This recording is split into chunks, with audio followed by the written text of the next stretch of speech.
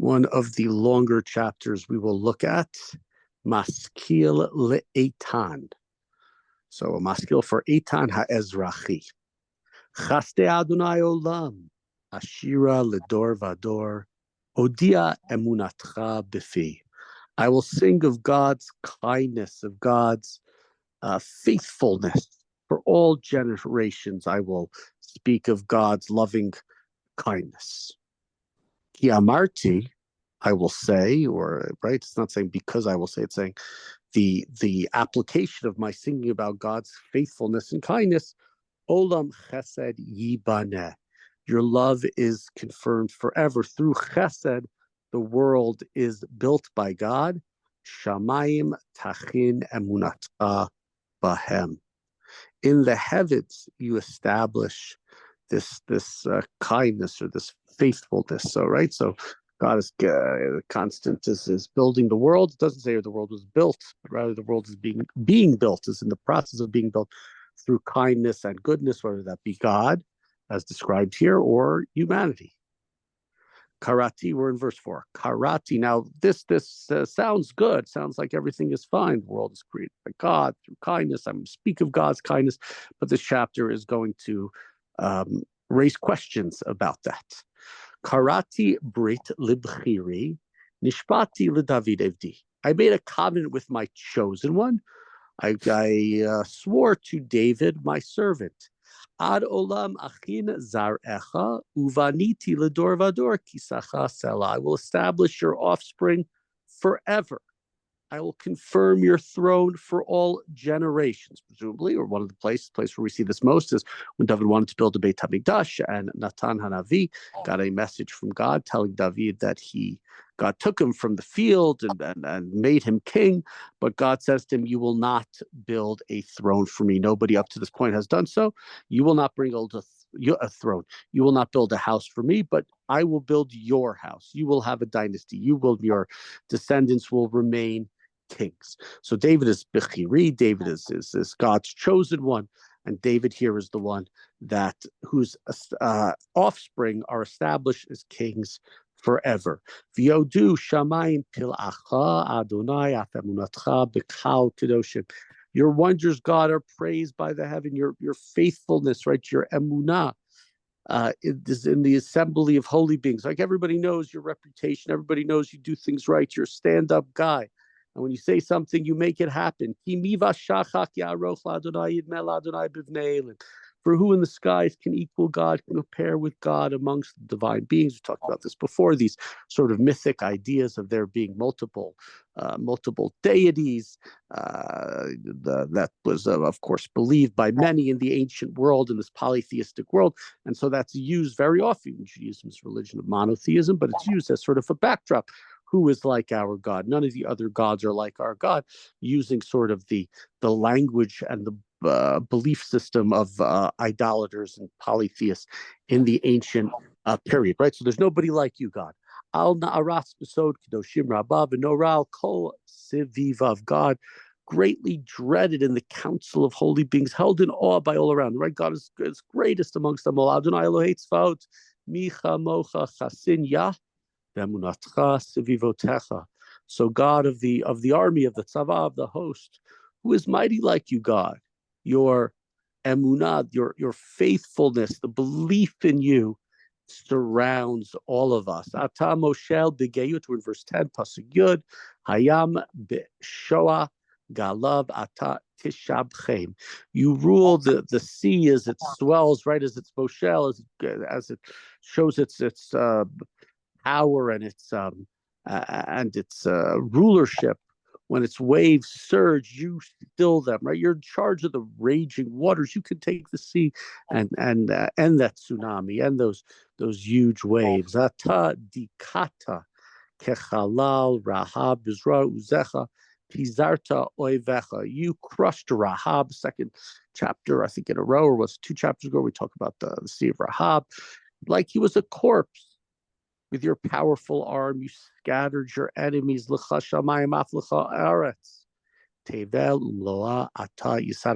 this all prove, God? The heaven is yours. The earth is yours. The world and all that is upon it. The world is just being the earth, sort of the universe. You established them. You made the world. You're in charge of it. The great mighty waters that are threatening and frightening and scary and destructive, God, you can turn them into like a nice little bathtub. You're in charge. You have established everything. Safon v'yamin ata v'ratam tavor v'chermon b'shimcha yiranenu. North and south, you created them. Tavor and Hermon, two big mountains. Sing forth your name, right? You think they're so big, these mountains. No, they're not big compared to God. Your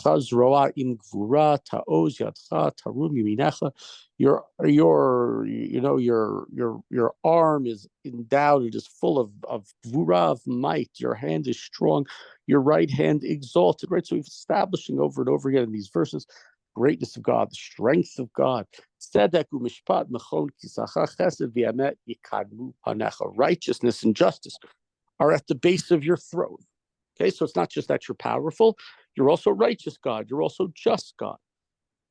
And chesed v'emet yikadmu panecha. Love and faithfulness stand before you. So again, it's morals, it's ideals, it's not just power, it's not just strength, but it is God's. God is also known by God's ideals, by God's values. Here's a verse that we say on Rosh Hashanah: Ashrei Adam Yodei Truah Adonai Ba'or Panecha Yehalechun. You see why we say that verse on Rosh Hashanah right before we blow the shofar. Happy is the people. Or is it right after we blow the shofar? I don't remember. We'll remember in a month from now. Happy is the people who know the joyful shout. God, they walk in the light of your presence, right? The knowers of the truah. B'shimcha yagilun kol hayom u'v'tzidkatcha yarumu. They rejoice in your name all day long. They are strengthened. They are exalted through your righteousness. Tiferet uzamo ata u'v'rtzoncha tarum karnenu. Because you are their strength, right? They get their glory and their joy and their sense of being through your strength. And our horn is exalted through your favor. A keren, a horn, is used as a similar word to a shofar. The Mishnah Gemara talk about what's the difference between a keren and a shofar. So, right. So here we talk about the truah, we talk about the keren, and that's why it's read at the time of Kiyat Shofar, the blasting of the shofar on Rosh Hashanah. So right again, we're establishing that the Jewish people's strength and glory and happiness and pride come through their relationship with God. Kila Adonai Maginenu Uliktiosh Yisrael Malkeinu. You are our Magain. You are our shield, God. You are our King. You, the Kadosh Yisrael, the Holy One of Israel. Az dibarta bechazon lechasidecha vatomer shiviti ezer al gibor harimoticha bachur me'am. Then you spoke to your faithful ones in a vision, and you said, I have conferred power upon a warrior. I have exalted one chosen out of the people. Right? So you've said to the Jewish people, I'm picking one of you to be in charge. And who is that? In Pasuk Chaf Aleph in verse 21, Matzati David Avdi B'Shemen Kodshi Mishachtiv. Right? So going back to what we said earlier, that God has chosen David's descendants, who will remain the kings of the Jews forever. I found David, my servant. I anointed him with oil. Right, just moments ago we talked about the keren. The keren is a horn that you can blast through, you can blow through, but it's also a flask that you can pour oil, as a keren was used to pour oil on the head of David when he was anointed king as a young man. Continuing pasuk chaf ber asher yaditi kon imo af zero. My hand will be with him. My arm will strengthen him. Right. Saw this moments ago. It said that God tells David that his throne will be established for all time. God says, I'm going to be there holding him up. Lo yisa bo ven avla lo yadem. No enemy will oppress him. No hideous man will afflict him. The chatoti mi panav tzarav umisanav egof. I will crush his enemies. Before him, I will strike down those who hate him. Now, we've had so many chapters in this book where David talks about his enemies, talks about those who he hates. And here it appears that God says that he'll take care of those enemies. Has it happened that often? Good question. Ve'emunati v'chasti imo uvishmi tarum karno. My faithfulness and steadfastness, love will be with him. His horn will be exalted through my name. And that, of course, that verse mimics what we saw earlier, which talked about God having these things. For example, 18, which talks about God's strength, and the Jewish people get glory through God's strength, that our horn is exalted through Tarum Kardenu, through your favor, through your horn. So that's who God is, and David. And the Jewish people are mirroring. They're getting a little piece of that faithfulness and of that strength of God. Let's okay. So now we're up to verse 26, pasuk chaf. I will set his hand upon the sea, his right hand upon the rivers. Right, David's going to be in charge. He's my guy. We described in similar ways what God is, what Jewish people are, and here where David is, who God has chosen, and David's descendants will be in charge. And so their hands will be over the rivers, his hands will be over the sea. Hu yikraeni avi ata eli bitsur yeshuati. Will say to me, you are my father, you are my God, the rock of my deliverance. I imagine, without knowing, that is a verse that is well beloved by our Christian brothers. Right? Hu yikraeni avi, that he will call me my father. Afadi bechor et nehu elyon l'malchei aretz. I will appoint him the firstborn, the highest of all the kings on the earth.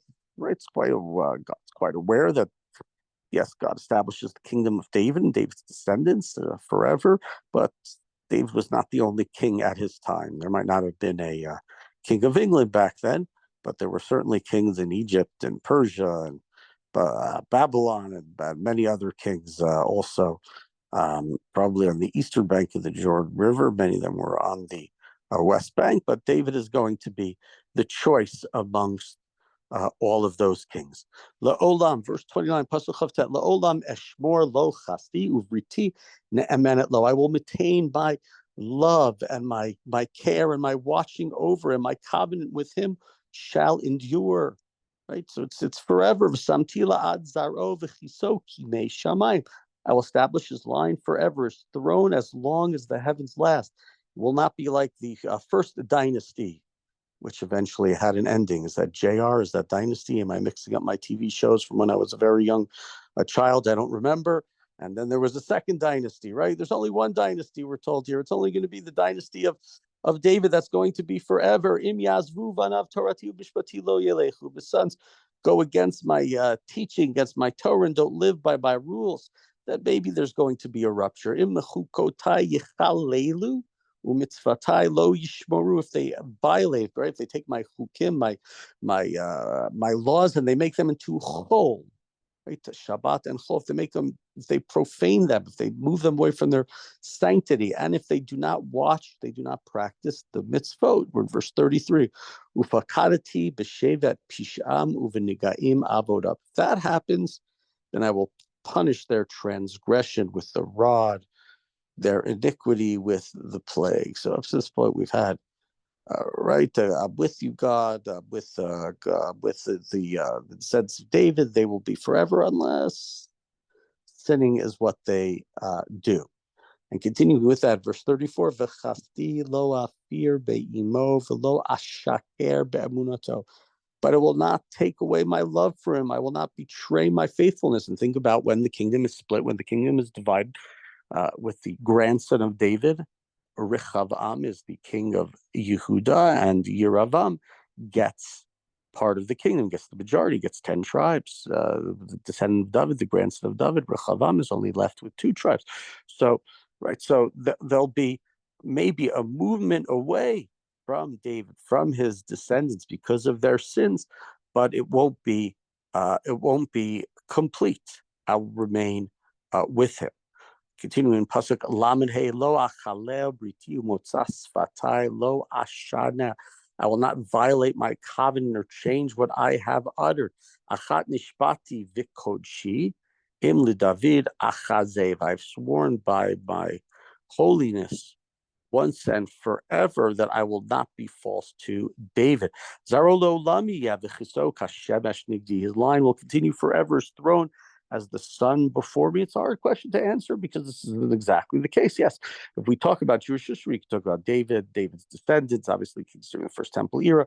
When the Jews come back in the time of the Second Temple, we may have mentioned, we'll learn about him in time. Zerubbabel, a descendant of David, is made the governor.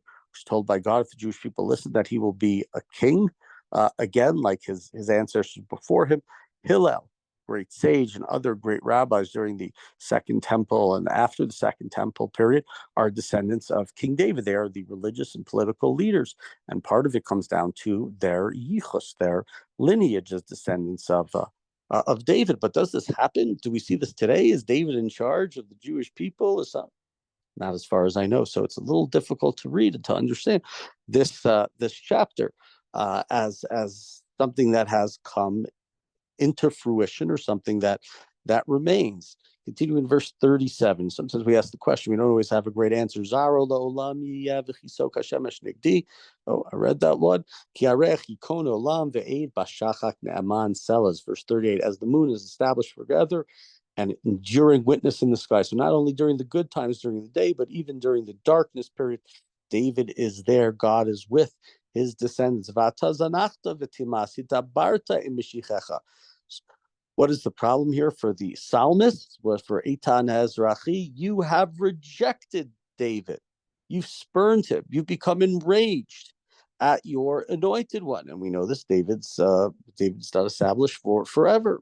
I don't know if anybody's ever established for forever, but David is not established for forever. We don't have a king from the lineage of David. Last time I checked, as king of Israel, or as I don't know, president of Israel, etc., etc. You have ruined, you have repudiated your covenant, your brit with your servant David. You have dragged his dignity into the dust. Paratza kol gederotav, samta mifsarav michita. You breached his defenses. You shattered his footholds, his strongholds. Right. This is not a parak of Tehillim, we imagine, which was written during the time of David. I guess you could say it could be written when David was running away from Absalom, but this looks much more like a post-destruction chapter. All of David's, that is to say, all of Yerushalayim that stayed around until the bitter end, after the 10 tribes had been exiled 100 plus years earlier, and as much of Yehuda had been exiled, only Yerushalayim remained. But eventually that was also destroyed. Shasuhu kol avrei derech hayacher palish chenav. All who pass by plunder him. He has become the butt of his neighbors. Similar things that we've had mentioned very often in books of Yechezkel and Yirmiyahu and others, what was formerly known as the great Jewish people, people of the book, people of God. Now they are somebody who everybody can mock because of their destruction. Continuing in verse 43, Harimota Yamin Sarav Hishmachta Kolayvav. Right, the right hand of his adversaries. Those are the ones that are now standing up. Those are the ones. Those are the people who are exalted, who feel powerful, and all of his enemies rejoice at his downfall. Af tashiv tzur charbo velo hakemoto ba'milchama. You turn the blade from his sword away. You have not helped him. You have not sustained him in battle. We lost to these enemies. Hishbata mitaharo v'chiso la'eretz migarta. You brought his joy, his splendor to an end. You've hurled his throne to the ground. Haksarta yemei alumav he'etita alav busha sela. You've cut short his youth. You've covered him with shame, Stella. So here at the beginning, we have this mention of whether or not God is going to continue to follow the family of David. And we have this, Ari Hoffman, who used to, excuse me, sorry. So, okay, sorry, I lost the train of thought. Somebody sent me the text message. My apologies. So so David's days, what you said or was going to happen to him has not come to fruition. it hasn't fully happened. You were supposed to be there forever, and it hasn't happened. Where's the leader from the tribe of David? To Pasuk Mem Zayin, Adma Adonai Tisater Lanetzach Tivar Kmo Eish Chamatacha. How long will you hide your face? How long will you be furious, God? Zechor Ani Mechaled Al Mashav Barata Chol Bnei Adam. Remember how short my life is. Why should you have created every man in vain? So we have a little bit of a change from the chapter. We're talking about the Davidic dynasty. And now we've gone from sort of this idea that the Jewish leadership is in peril and is not living, not leading, not leading the world. We've gone to now short is my life and my own difficulties, that every man is created in vain. Mi gever yichye v'lo yireh mavet yimalei nafsho miyad she'ol sela.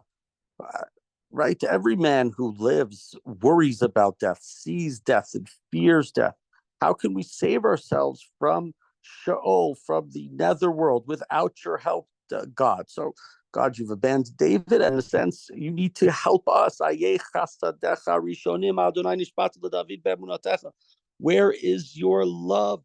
That what I talked about earlier, the love that you swore to David in your faithfulness. So here David seems to be used as not only the tribe of David, but now, right, as an idea of all Jews, of all humans. We need you in our corner, God, the same we're supposed to be in the corner of David.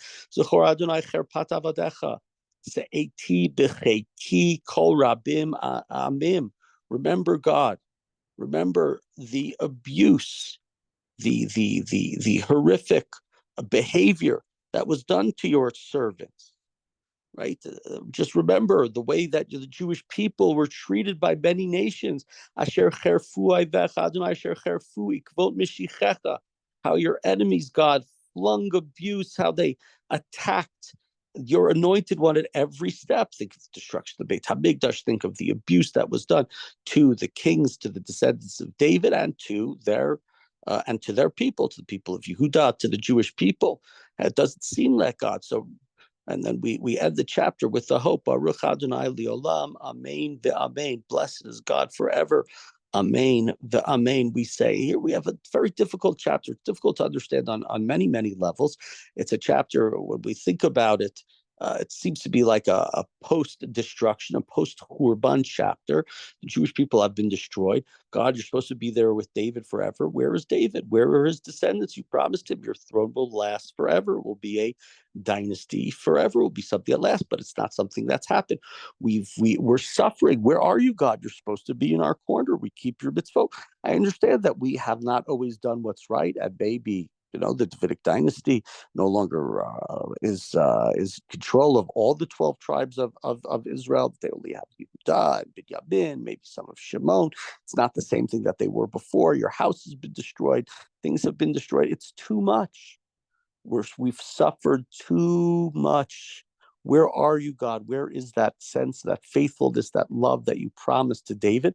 And to me, at least, my understanding of this chapter by David, it's supposed to express as well towards the entirety of the Jewish people. Here it mentions David, but we know the covenant that God makes with the Jewish people in the desert, time of Matan Torah, is supposed to be forever with the Jewish people. And here we have somebody struggling with that covenant. Where are you, God? Think of many people post-Holocaust. Think if you know the works of, let's say, Rabbi Yitzhak Greenberg, talks about a new Brit that God needs to have, in a sense, with the Jewish people post-Holocaust, after the Shoah, after God seemingly did not keep his part of the covenant that he had with the Jewish people. So we have a challenging chapter. And one of the things, as I try to point out, perhaps not as much here as to younger students that I have, that one of the great things about studying the Torah, studying the Talmud, is that we see many questions. We see that there's a lot of difficulty. We see that, yes, we have this religion where, at least at that first blush, or if you look from afar, the Jews, their relationship with God, everything is fine. Jews are faithful people. We keep our mitzvot. We try to practice. But when you start to dig in a little deeper, you see that there are many questions about God's relationship with the Jewish people. There are many questions of faith and much difficulty and much struggle that has happened for our people. We know many people struggle today with their faith, with their relationship with God, as always has been. And it's always been, and that's what we see in this chapter, where the author here, if it's Eitan Ezrahi or whoever it is, seems very disappointed by God. God, where have you been? Why are you hiding your face from us? You're supposed to be with David forever, but all we've had is abuse, destruction, and we don't see you standing up for us, and that needs to change. He ends in a nice way, that blessed is God's name forever, right? That we know that this is not the end of the story. Yes, the suffering is happening here. I don't see you here protecting your people, protecting your servant David, but God's name is blessed forever. So I know it's going to happen. But how long, as I said in other chapters, will I have to wait to see that happen once again?